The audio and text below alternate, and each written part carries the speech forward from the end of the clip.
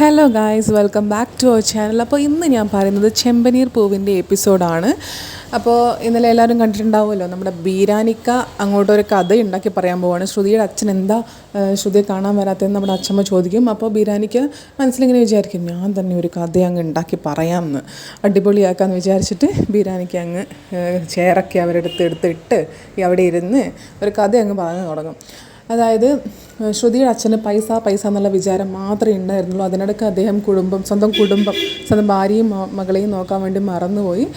സ്വന്തമായിട്ടൊരു ATM വരെ അവിടെ ഉണ്ട്, പൈസ ഇടുന്ന മെഷീൻ അവിടെ ഉണ്ട് എന്നൊക്കെ ഇങ്ങനെ പറയും. അപ്പോൾ ഇതൊക്കെ കേട്ടിട്ട് ATM മെഷീൻ അവിടെ ഉണ്ടെന്നോ എന്നൊക്കെ പറഞ്ഞിട്ട് ശ്രുതിയും നമ്മുടെ ചന്ദ്രമതിയൊക്കെ ഇങ്ങനെ കണ്ണ് തള്ളി നിൽക്കുന്നുണ്ടാവും. ബാക്കി എല്ലാവർക്കും ഇങ്ങനെ കൺഫ്യൂഷനായിരിക്കും, ATM മെഷീനോ അവിടെയോ എന്നൊക്കെ പറഞ്ഞിട്ടിങ്ങനെ.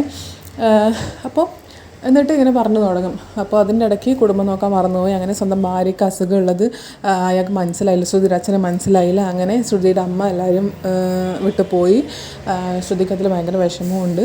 പിന്നെ അമ്മ വിട്ടുപോയതിൻ്റെ പിന്നാലെ കുറച്ച് മാസം കഴിഞ്ഞതിന് ശേഷം തന്നെ ശ്രുതിയുടെ അച്ഛനൊരു ചെറുപ്പക്കാരിയെ കല്യാണം കഴിച്ചു. അത് ശ്രുതിക്കൊട്ടും ഇഷ്ടമായില്ല. അതാണ് ഇവർ രണ്ടാളും തമ്മിലുള്ള പിണക്കത്തിൻ്റെ കാരണം ഇങ്ങനെ പറയും. അപ്പോൾ നമ്മുടെ ചന്ദ്രമതി പറയും, അയ്യോ അതെന്തിനാ അങ്ങനെ പിണങ്ങുന്നത്, ആ സമയത്ത് അവളുടെ അച്ഛന് ഒരു തുണ വേണമെന്ന് തോന്നിക്കാണോ, അതുകൊണ്ടല്ലേ എന്ന് പറയും.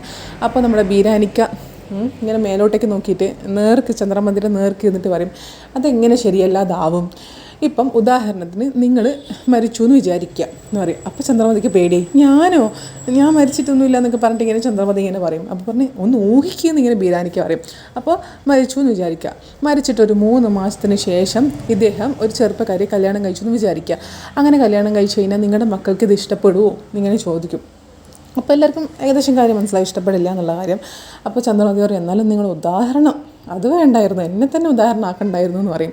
അപ്പോൾ അത് വെറുതെ ഞാൻ ഉദാഹരണം പറഞ്ഞതല്ലേ ഉള്ളൂ, മരിച്ചിട്ടൊന്നും ഇല്ലല്ലോ എന്നൊക്കെ ഇങ്ങനെ പറയും. അതിനുശേഷം അപ്പോൾ ശ്രുതി എന്നാലും അവളുടെ അച്ഛനൊന്ന് കാണാൻ വരായിരുന്നില്ല എന്നൊക്കെ ഇങ്ങനെ പറയും. അപ്പോൾ നമ്മുടെ ബീരാനിക്ക് വരും, അതിന് ശ്രുതിക്ക് ദേഷ്യം മാറുന്നില്ലല്ലോ, ഇങ്ങനൊരു സംഭവം നടന്നുകൊണ്ട് ശ്രുതിക്ക് അവളുടെ അച്ഛനോടുള്ള ദേഷ്യം മാറുന്നില്ലല്ലോ. എന്നിട്ട് ശ്രുതിയോട് പറയും, ശ്രുതി പക്ഷേ നിൻ്റെ അച്ഛനോട് നിന്നോട് ദേഷ്യമൊന്നുമില്ല കേട്ടോ, നിൻ്റെ അച്ഛന് നിന്നോട് ദേഷ്യമൊന്നുമില്ല കേട്ടോ എന്നൊക്കെ ഇങ്ങനെ പറയും.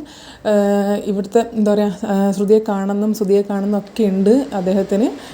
ഇപ്പം വിളിച്ചു കഴിഞ്ഞാൽ അദ്ദേഹം ഇങ്ങനെ വരുന്നൊക്കെ ഇങ്ങനെ പറയും.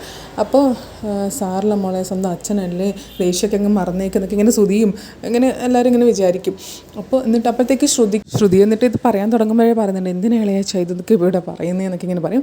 അതിലൊക്കെ ശ്രുതിക്കൊരു കോൾ വരും. എന്നിട്ട് അങ്ങോട്ടേക്ക് പോകും, ശ്രുതി അങ്ങോട്ടേക്ക് പോകും. അത് ശ്രുതിയുടെ അമ്മയായിരുന്നു. അപ്പോൾ അമ്മ ഞാൻ കുറച്ച് കഴിഞ്ഞ് വിളിക്കും, ഇവിടെ ഇച്ചിരി തിരക്കിലാണ്, ജോലിയിലാണ്, അസുഖമൊന്നുമില്ലല്ലോ, കൂടിയിട്ടൊന്നുമില്ലോ എന്നൊക്കെ ചോദിച്ചിട്ട് കുറച്ച് കഴിഞ്ഞിട്ട് വിളിക്കാനായിട്ട് ശ്രുതി വരും. ശ്രുതി വരുമ്പോൾ കേൾക്കുന്നത് വീണ്ടും തന്നെ, അതായത് ശ്രുതിയുടെ അമ്മ ഉണ്ടായിരുന്നെങ്കിൽ ഇതൊക്കെ അവളുടെ അമ്മ ചെയ്യുമായിരുന്നു, പക്ഷേ എന്താ നേരത്തെ പോയില്ലെന്നൊക്കെ പറഞ്ഞിട്ട് ഇങ്ങനെ പറയുന്നത്. അപ്പോൾ ശ്രുതിക്ക് ഭയങ്കര ഒരു ദേഷ്യം വരും. എന്നിട്ട് പറയും, നിങ്ങൾ ഒന്ന് നിർത്തുന്നുണ്ടോ, നേരത്തെ പറയുന്നുണ്ടല്ലോ അമ്മ മരിച്ചു, എന്തിനാ ഇങ്ങനെ വെറുതെ അമ്മ മരിച്ചു എന്ന് പറയുന്നത്, എൻ്റെ അമ്മ മരിച്ചിട്ടൊന്നുമില്ല എന്നൊക്കെ ഇങ്ങനെ പറയാണ്. അപ്പോൾ എല്ലാവരും ഞെട്ടും, എല്ലാവരും ഒന്ന് എണീക്കും അവിടെ നിന്ന്. എന്നിട്ട് ഇങ്ങനെ ചോദിക്കും, നിൻ്റെ അമ്മ ജീവിച്ചിരിപ്പില്ല എന്നല്ലേ പറഞ്ഞതെന്ന് ഇങ്ങനെ നമ്മുടെ അച്ഛൻ പറയും.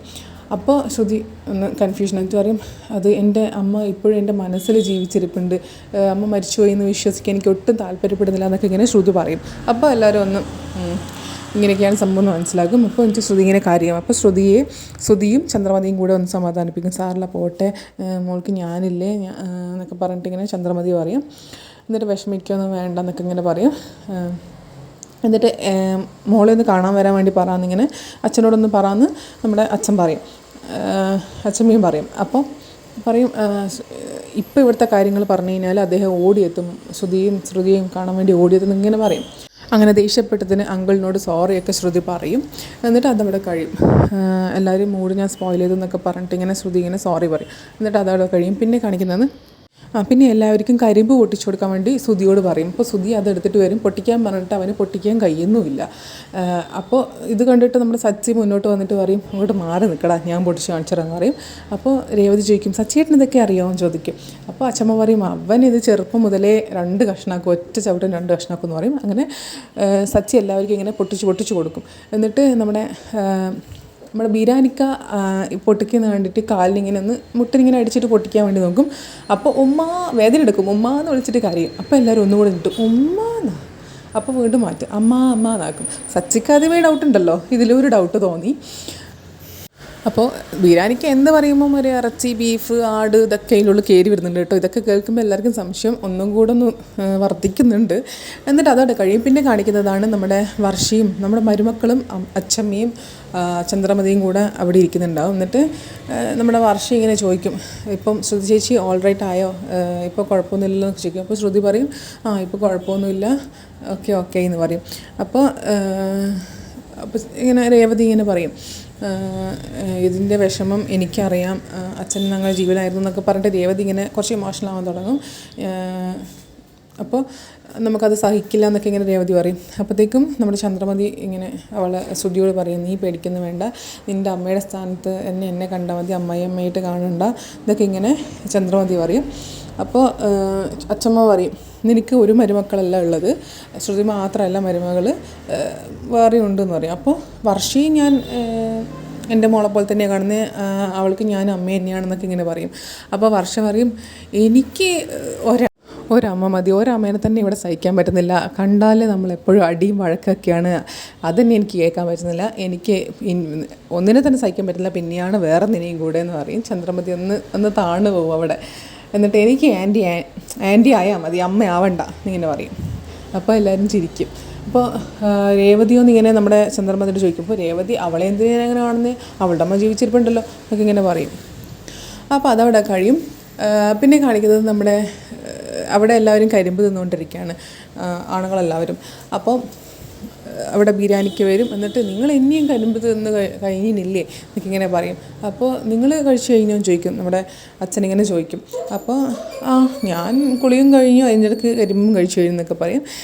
എന്നിട്ട് ശ്രുതി ഇങ്ങനെ പറയും, ഇതെന്തൊരു ഉറപ്പാണ്, ഇതിനാണെങ്കിൽ കടിക്കാനും കഴിയുന്നില്ല, തിന്നാനും കഴിയുന്നില്ല എന്നൊക്കെ ഇങ്ങനെ ശ്രുതി പറയും. അപ്പോൾ നീ ഇത് തിന്നിനില്ലേ, എനിക്ക് കടിക്കാൻ കഴിയുന്നില്ലേ, അപ്പോൾ ബീഫിൻ്റെ കാല് നീ എങ്ങനെ തിന്നാം, ബീഫിൻ്റെ കാലിനോട് അല്ല എല്ലിനോട് ഇങ്ങനെ ഇറച്ചിയൊക്കെ പറ്റിപ്പിടിക്കും, ബീഫും എല്ലും കൂടെ ഒരുമിച്ച് കടിക്കണം എന്നൊക്കെ പറഞ്ഞിട്ട് ഇങ്ങനെ പറയാം. എല്ലാവർക്കും ഇങ്ങനെ ഒരു ഡൗട്ട് അടിക്കും, പിന്നെയും ഡൗട്ട് അടിക്കും. എന്നിട്ട് പിന്നെ ഇതിൽ മൊത്തം ഇങ്ങനെ തന്നെ ബിരിയാണിക്ക് ഡൗട്ട് അടിക്കുന്നു, അതൊക്കെ തന്നെയാണ് മെയിനായിട്ടുള്ള സംഭവം.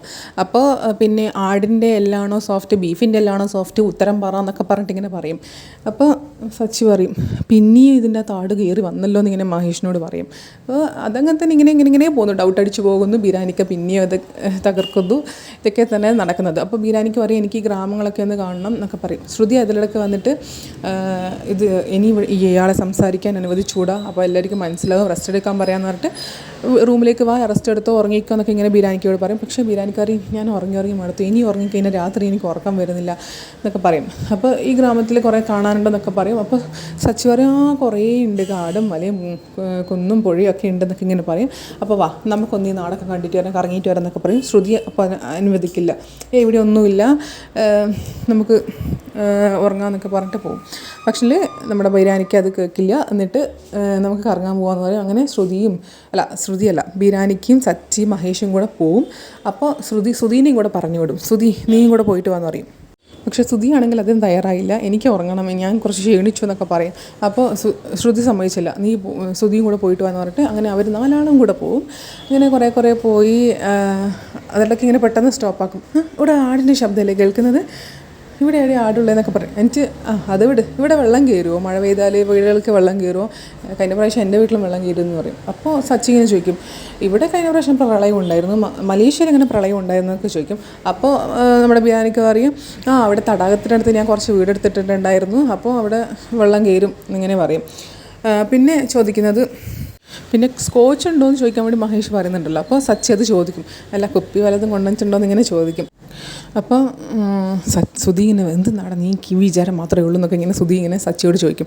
അപ്പോൾ പറയും, നമ്മുടെ ബിരിയാണിക്ക് അറിയാം, ഞാൻ 5 സ്കോച്ച് കൊണ്ടുവന്നിട്ടുണ്ട്, നിങ്ങൾ 5 ആൾക്കാരല്ലേ, 5 ആൾക്ക് ഓരോന്ന് വെച്ച് തരാമെന്ന് വിചാരിച്ചു എന്നൊക്കെ പറയും. എന്നിട്ട് ഒന്ന് നിൻ്റെ അച്ഛനും ഇപ്രായത്തിൽ 2 അടിച്ച് കഴിഞ്ഞാൽ നല്ല സുഖമായിട്ട് ഉറങ്ങാമെന്ന് പറയും. അപ്പോൾ സച്ചിക്ക് അത് ഇഷ്ടപ്പെട്ടില്ല. എൻ്റെ അച്ഛനെ കുറിച്ച് അനാവശ്യം പറയുന്നു, അച്ഛൻ കഴിക്കില്ല എന്നൊക്കെ പറഞ്ഞിട്ട് എൻ്റെ അച്ഛമ്മയുടെ മുന്നായിട്ട് ഇത് പറഞ്ഞിട്ടുണ്ടെങ്കിൽ നല്ലോണം കിട്ടിയേനെ എന്നൊക്കെ പറഞ്ഞിട്ട് ഇങ്ങനെ അടിക്കാൻ നോക്കും. അപ്പോൾ നമ്മുടെ ബിരിയാണിക്ക് ഇങ്ങനെ നിൽക്കും അടിക്കാൻ വേണ്ടിയിട്ട്. പക്ഷേ ശ്രുതി അതിനെ തടക്കും. എന്നിട്ട് അടിയൊന്നും ഉണ്ടായില്ല. അപ്പോൾ ഇന്നത്തെ എപ്പിസോഡ് അത്രയേ ഉള്ളൂ. Thank you so much.